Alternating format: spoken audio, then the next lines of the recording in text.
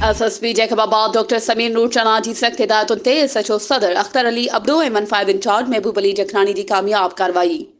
Checking दौरान जवाबदार अली हैदर भट्टी ऐं मोहम्मद उस्मान शेख के चर्सिस समेत गिरफ़्तार करे वरितो आहे। इन हवाले सां वधीक तफ़सील ॾियण लाइ असां सां लाइन ते मौजूद आहे जैकबाबाद मां CN न्यूज़ जो रिपोर्टर जमील गुल तहीम। जी जमील, छा तफ़सील आहिनि?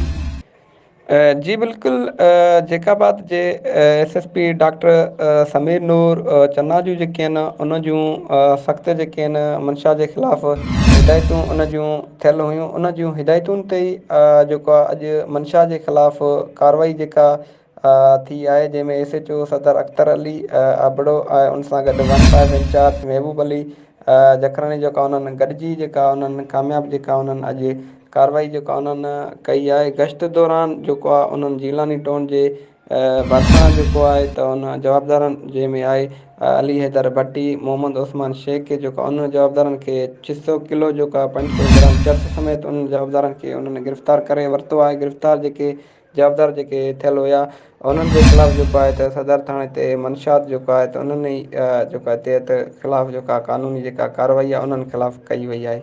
जी महिरबानी जमील गुल तफ़सीलनि खां आगाह करण जे लाइ।